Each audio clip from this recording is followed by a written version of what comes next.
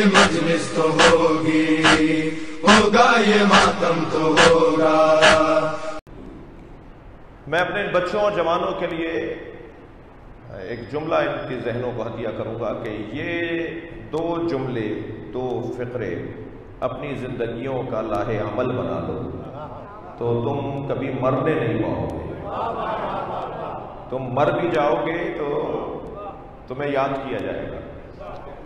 شہید سبط جعفر باب العلم تشریف فرما ہوئے، مجھے مولانا انہوں نے دعوت نامہ دیا برسی کا، حضرت علامہ ابن حسن چارسوی علی اللہ مقامہ کی برسی کا دعوت نامہ۔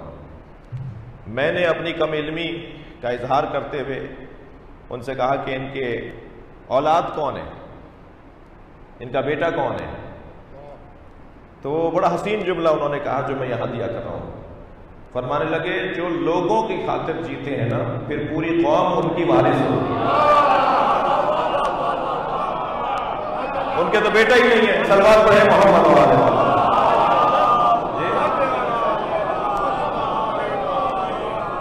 معلوم جی 10 بیٹے چھوڑ کر چلے گئے، بیٹے ہی فاتحہ نہیں پڑھ رہے تو یہ کامیاب زندگی تو نہیں ہے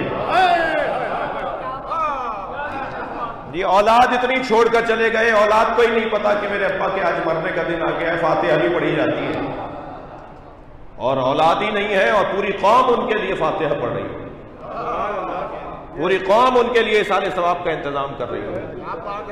تو انسان ایسے زندگی گزارے کہ مرنے کے بعد بھی اسے مردہ تصور نہ کیا جائے، تو یہ کامیاب انسان کی دلیل ہے، ایک اچھے انسان ہونے کی دلیل ہے۔ ایک اچھا انسان، ایک اچھا عنوان اس کی زندگی میں ہوگا۔ میں ان بچوں اور جوانوں کے لیے کہہ رہا ہوں کہ ان 2 جملوں کو اپنی زندگی کا لاہ عمل بنا لو۔ ہم لاہ عمل جب بناتے ہیں، دستور تنظیم جب بناتے ہیں، تنظیم کسی بھی تنظیم کا دستور العمل بناتے ہیں تو اس میں 50 نکات لکھتے ہیں۔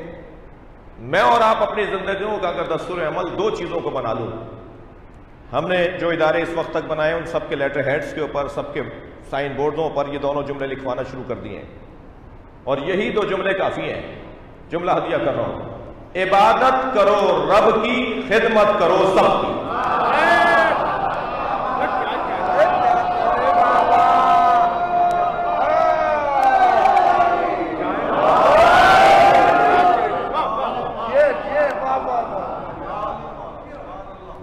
یہ اگر 2 باتیں میں اور ان بچوں سے کہہ رہا ہوں، اپنے جوان ساتھیوں سے کہہ رہا ہوں، اگر یہ 2 باتیں کہ اللہ کے علاوہ کسی اور کی عبادت نہیں کرنی اور خدمت سب کی کرنی، تو یہ پوچھوں گا ہی نہیں کہ شناختی کارڈ دکھاؤ تم شیعہ ہو یا سنی،